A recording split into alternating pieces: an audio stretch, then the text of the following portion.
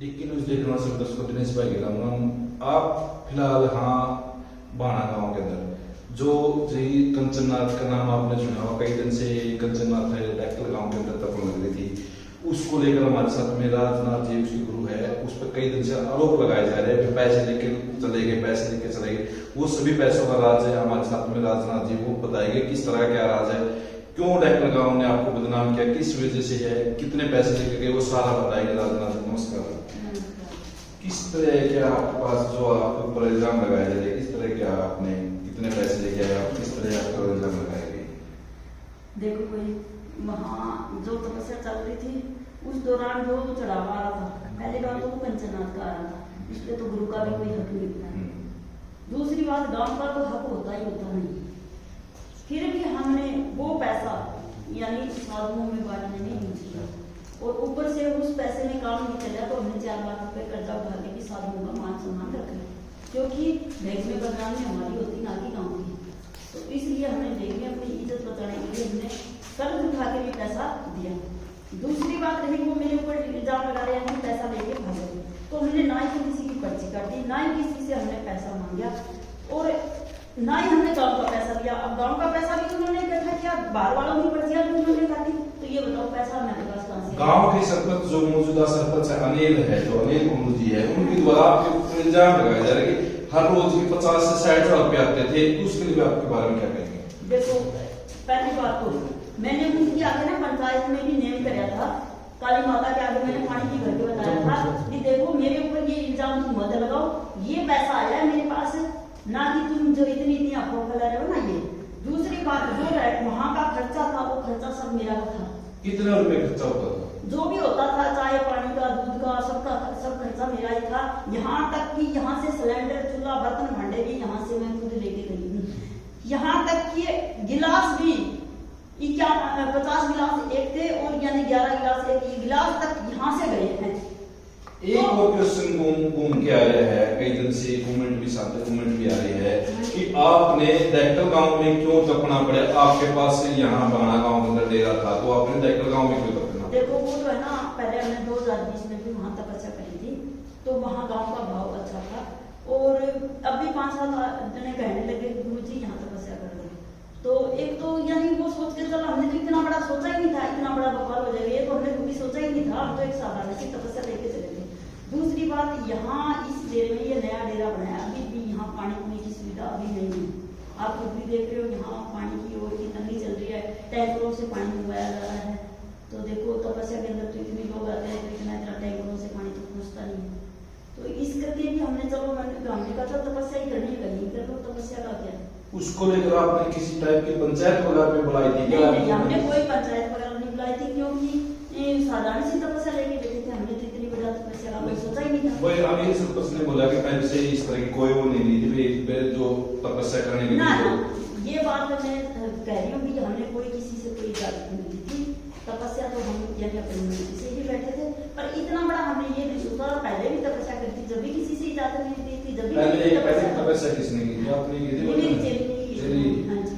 कौन थी चेली का नाम क्या? पहले जो पहले 2020 भवानी नाम थी। भवानी नाम, वो भी आपके पास नहीं रहते वो चेली? नहीं, वो अभी पंजाब में रहती है। पंजाब में रहती है। हाँ जी। ये जो कंचननाथ चेली जो आपकी है, ये कितने समय से आपके साथ में चली हुई ये है? तो देखो मेरे पास बचपन से ही है। कितने समय की थी जिस समय आपके उस पर? 5.5 महीने की थी जब मेरे पास आई थी। इसका पालन पोषण भी सारा मैंने किया है, इसकी हॉस्टलों में, गुरुकुलों में पढ़ाई करवाई है, वो भी मैंने करवाई है। वो भी कितनी पढ़ाई की हुई है? कौन सी क्लास तक? अभी ये +2 में पढ़ रही है। और जो गांव के द्वारा ये भी कह रहे थे, जो आपने भी बोला वीडियो के माध्यम से भी, जो गांव के अंदर जो मुख्य अतिथि आता कृष्ण बेदी जी, वो पैसे भी गांव वाले रख लिए, उसमें कितनी? नहीं, वो सभी उन्होंने नहीं रखे है, मेरे पास कोई पैसा नहीं आया, चाहे मंत्री देके गया है, चाहे कोई घर का देके गया, सब पैसा उन्हीं के पास रहा। मेरे पास कोई कितने साधु आए हुए थे आप? 5-6 हजार साधु थे। देखो ऐसे तो हमने गिनती तो नहीं की, लेकिन 5-6 हजार साधु थे कुल मिला के। जैसे उसके अंदर संकरे भी आ रहे थे, फकड़ भी आ रहे थे, भाट भी आ रहे थे, सब तरह के आ रहे थे। हाँ। और जो इल्जाम लगाया गया है, किसके द्वारा लगाया गया है? पूरे गांव के द्वारा लगाया गया? नहीं, कुछ पूरे कमेटी गांव में नहीं, पूरे गांव के द्वारा ये इल्जाम नहीं लगाया गया। कुछ कमेटी के मेंबर ही है जो ये इल्जाम लगा रहे हैं, क्योंकि वो अपने आप को बचाने के लिए, क्योंकि पैसा तो उन्होंने इकट्ठा कर लिया, कितना पैसा? सारा पैसा उन्होंने रख लिया। 50-60 लाख रुपया कम से कम आया है उनके पास, वो सारा पैसा उन्होंने, देख लो भंडारे में कितना पैसा खर्चा हुआ होगा। अनिल सरपंच के द्वारा तो ये इल्जाम लगाया गया ट्रक पर मिलेगी। देखो ट्रक भर के लेगी ना, पहले बात तो कहीं भी मंदिर में विंडो खोल के देखो उसमें कितना पैसा निकलता है, क्योंकि उसमें 10-10, 20-20 के नोट निकलते हैं। कई लोग तो ऐसे भी होते हैं जो खाली दर्शन करने के लिए आते हैं, पैसा मत्था टेकते भी नहीं, कई ऐसे भी होते हैं, कई है तो 10-10, 20-20 का मत्था टेकते हैं। तो भंडारे का पैसा वो हमारी खुआरे तो हमारे को क्या देंगे, वो 10-10, 20-20 का मत्था ही टेकेंगे बेचारे। अच्छा चलो कोई एक आधा आ भी आ गया होगा, 100-200 वाला, 500 वाला जो भी है, तो सारी तरह के आते हैं, उसमें ज्यादा से ज्यादा नोट 10-10 और 20-20 के ही निकलते हैं। जिस समय पूजा बांटेगी उस समय भी कोई किसी टाइप की तकरार वगैरह हुई थी पहले इसमें?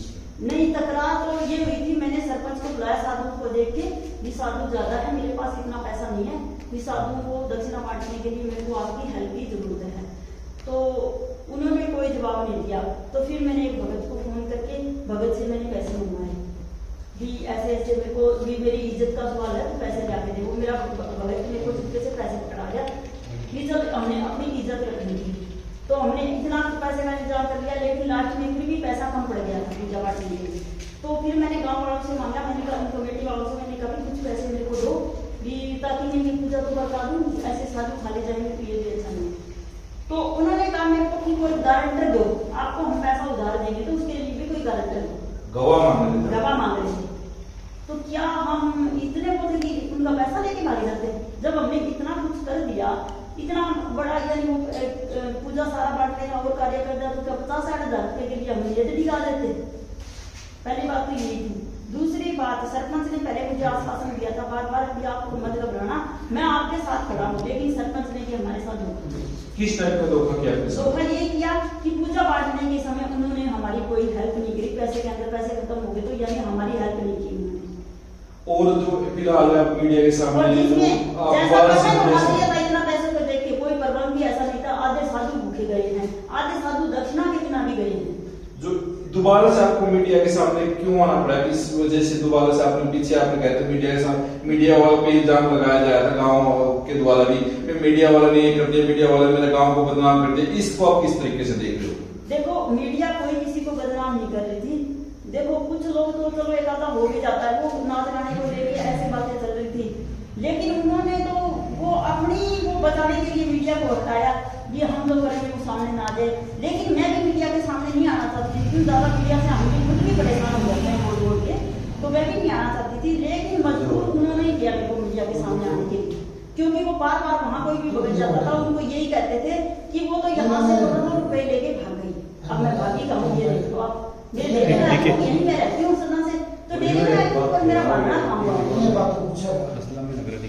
फिलहाल हमारे साथ में राजनाथ जी, उन्होंने बताया कि मेरी जो पैसे को लेकर जो भी राज है सारे राज्यों को बताया कि सरपंच ने इस तरह किया, गाँव वालों ने इस तरह किया, पूरा गाँव के कमेटी के मेंबरों को बताया, 5-4 बंदों ने टैकल गाँव के, उन्होंने सारे पैसे रखे, इस तरह की बातें राजनाथ ने कहती है।